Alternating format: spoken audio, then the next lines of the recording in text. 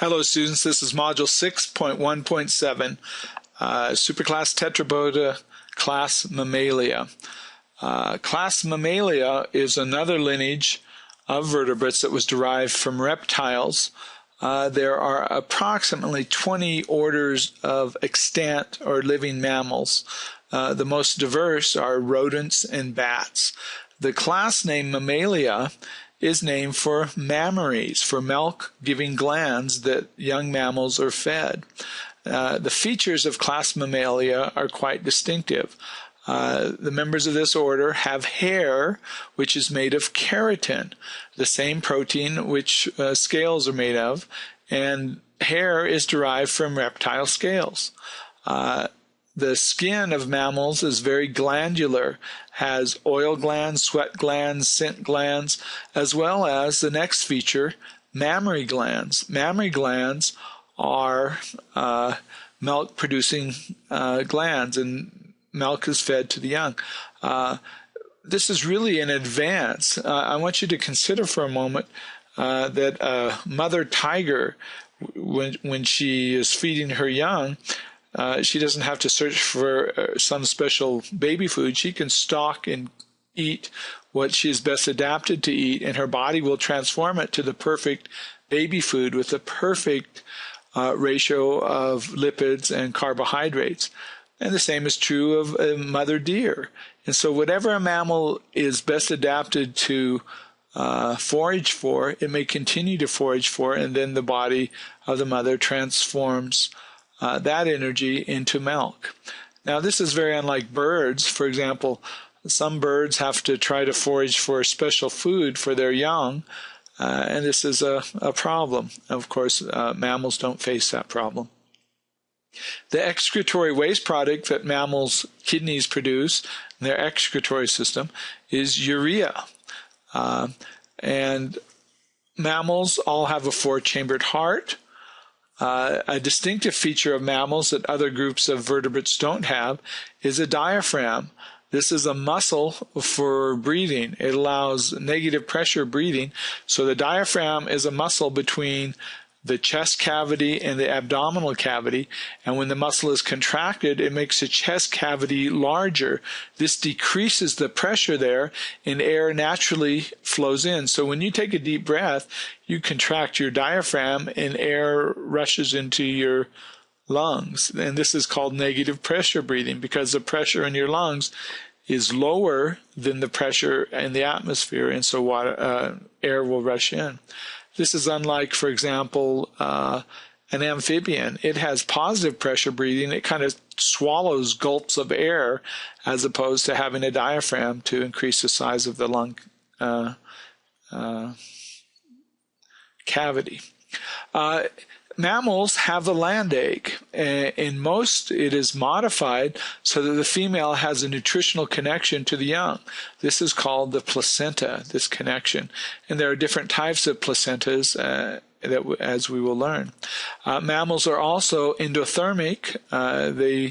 Their metabolism creates the temperature or the heat for their body temperature.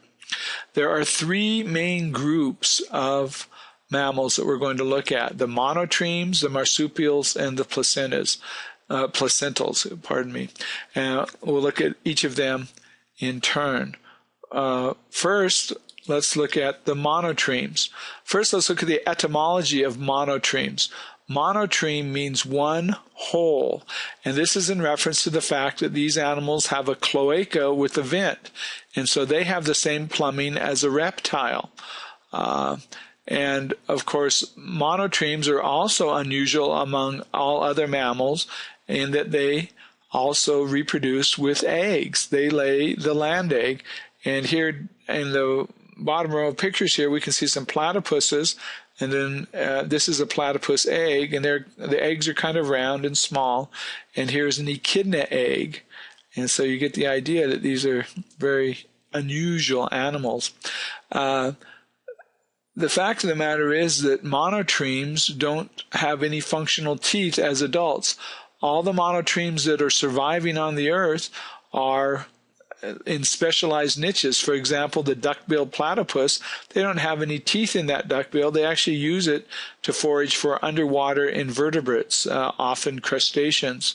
The echidna, or the spiny anteater, it is specialized in a very specialized niche where it feeds on social insects such as ants or termites.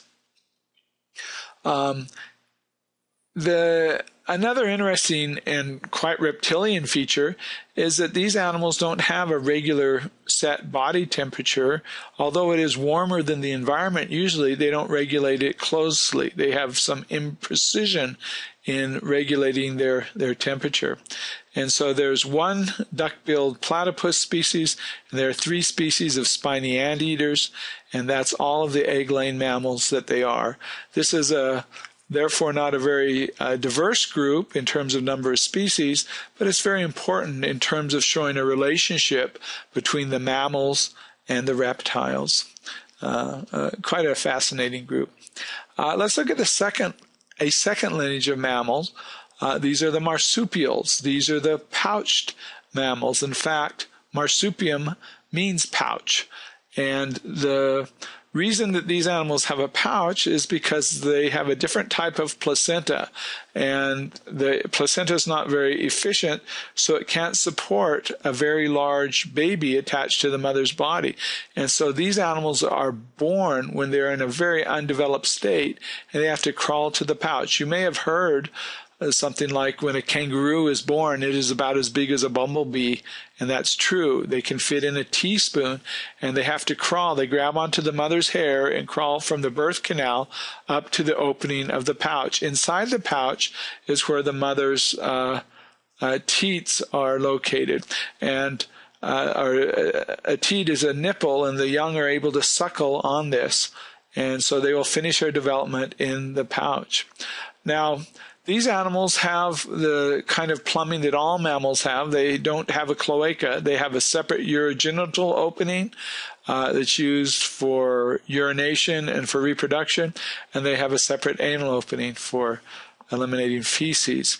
Now, I did speak about the teats on the mammary glands. I forgot to mention here in the monotremes that they don't have teats on the mammary glands, so the young cannot suckle.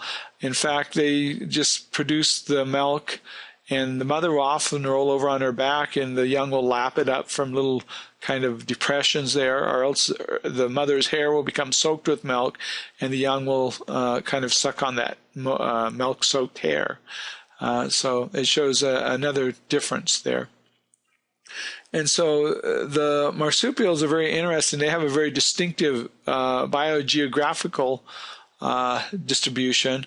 Of course, the center of marsupial diversity is in Australia, and we believe it was on the southern continent of Gondwana. And, of course, there are marsupial fossils in Antarctica, but there are no surviving marsupials there now. There are many marsupials, relatively many marsupial species in South America, and at least one marsupial is native to North America, and even here in Arizona we have the opossum. The North American species is usually called the Virginia opossum, but here in Arizona we call it the Mexican opossum. Looking at the marsupials across the bottom, the one yawning with its eyes closed is a Tasmanian devil. These are very noisy little predators, and they have been endangered by a form of viral cancer, and these animals bite each other's faces, and this social biting, or you might call it non-social biting. In any case, it has spread this viral cancer and caused a lot of problems. Hopefully they've found a resistant lineage, but nevertheless, it's killed a lot of the Tasmanian devils. The next marsupial over is properly called the koala.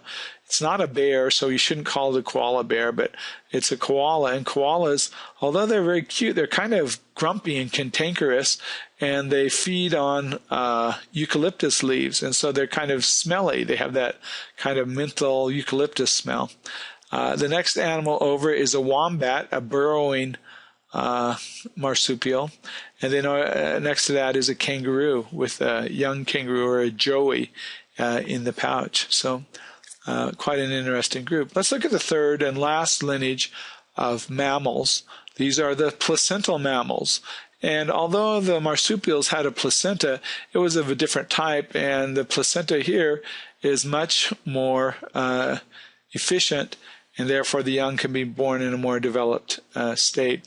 By far, the placental mammals are the most diverse and most successful lineage of mammals. They've diversified into many niches, even flying. We have aquatic species. You can see a whale down here. And so this lineage has mammals with the most developed brains. And so it's tempting to say that the placentals outcompeted the less adept marsupials and monotremes, but we don't know that that's necessarily true.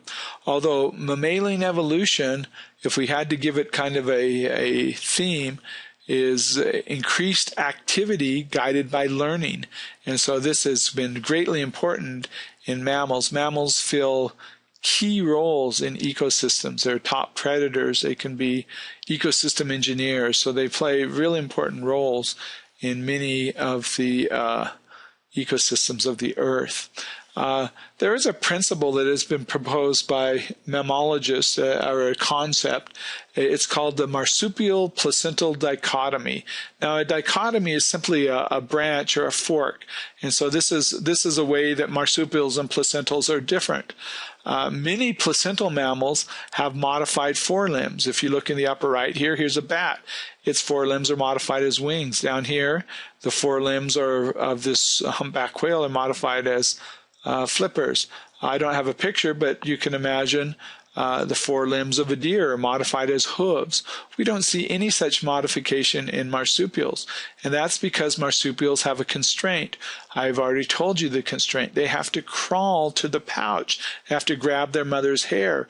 If their forelimbs are modified into hooves or wings or flippers, they're not able to make that important first journey. And so marsupials are constrained to have kind of a grasping forelimb, while the placentals don't have such a constraint.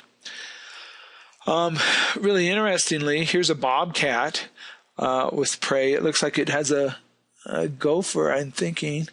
And there are bobcats right here in town. I've seen one walk right across the street in the afternoon right by City Hall. There are bobcats that come here on campus in the evenings. The security guard told me that several years ago.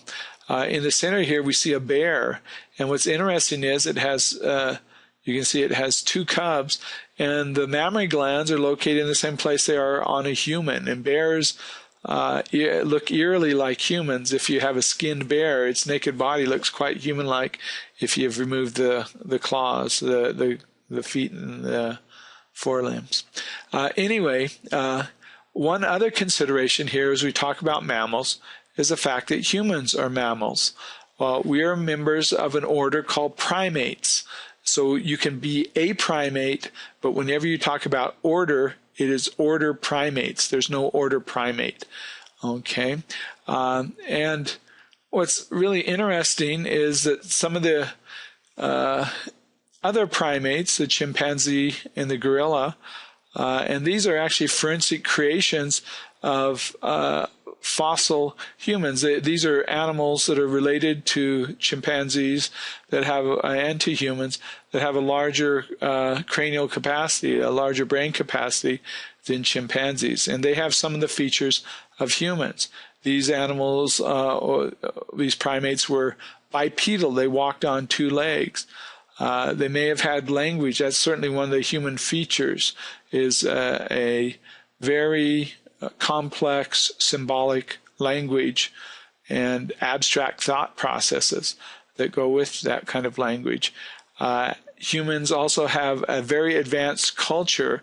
No one person can build a rocket ship or a microprocessor computer or any of the fancy new phones that we have, but collectively we're very smart. We collect information generation from generation, and we advance it that way. And that's one of the features of humans. And of course, tool use is also a human feature.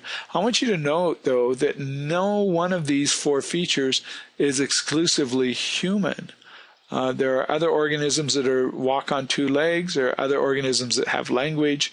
There are other organisms that have culture. There are other organisms that use tools. Now, no other single species has all these adapted as well as humans do, but nevertheless, it's an interesting thing to consider that other organisms share some of these traits with us. So put your face right there, and there we go. And with that, we will conclude this module on mammals.